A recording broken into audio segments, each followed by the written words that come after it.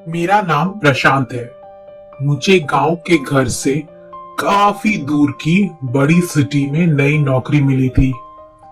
इस शहर में भाड़े का घर लेकर रहने लगा। पड़ोसी के तौर पर घर के सामने ही एक घर था जिसमें एक बुजुर्ग जोड़ा रहता था।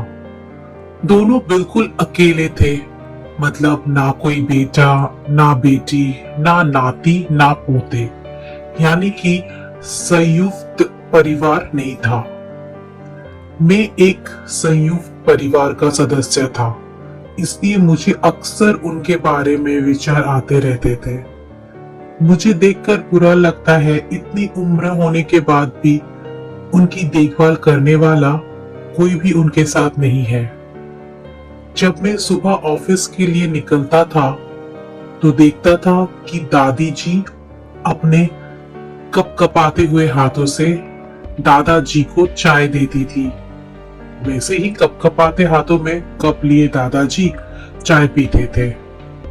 वहां पर रहते हुए कुछ दिन होने के बाद मुझे पता चला कि ये दोनों मिलजुल के धीरे धीरे घर के सारे काम करते थे। कोई भी उनसे जाकर बात नहीं करता। इतने दिनों में मैंने उनकी आवाज नहीं सुनी थी।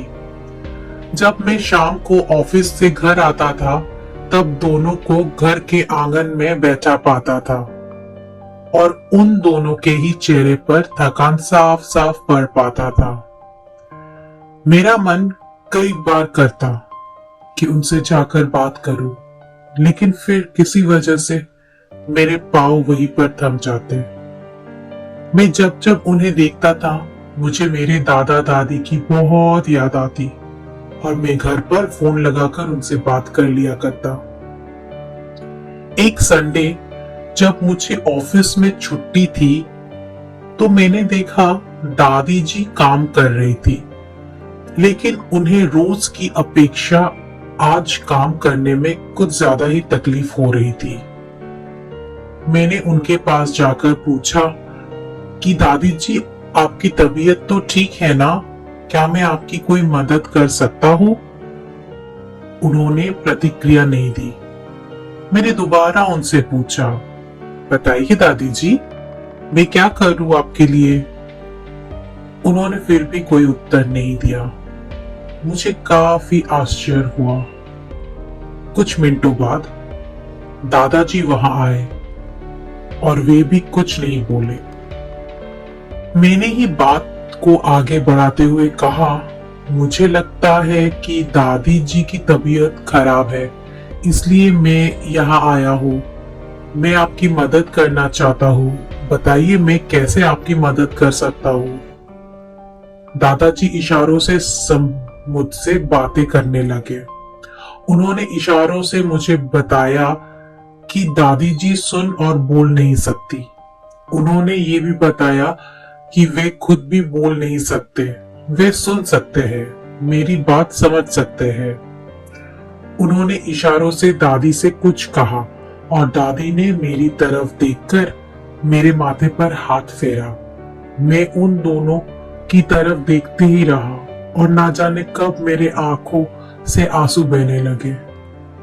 उस दिन के बाद जब जब मुझे समय मिलता मैं उनके पास चला जाता। वे मुझ पर बहुत प्यार बरसाते।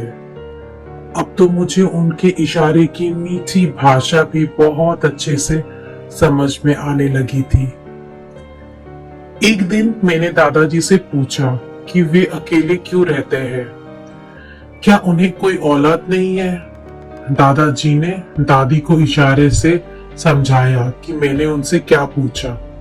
फिर दोनों मेरा हाथ पकड़कर मुझे आंगन में ले आए और अपने आंखों के आंसू पोंछे और उंगली का इशारा करते हुए एक साइकिल मुझे दिखाई।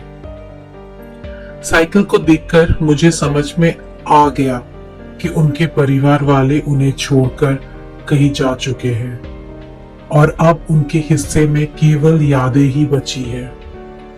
उन्हें रोता हुआ देखकर मैं भावुक हो गया और मैंने दोनों को गले से लगा लिया। उन्होंने मेरे ऊपर अपने सीने में सालों से बंद प्यार के बादलों से प्यार की इतनी बारिश कर दी कि मैं पूरी तरह उसमें भीग गया। दोस्तों, इस कहानी से कई लोग कनेक्ट कर पाएंगे, क्योंकि ये सिर्फ कहानी नहीं है, ये कई सारे बेचारे बुजुर्ग लोगों की सच्ची दास्ताएं हैं।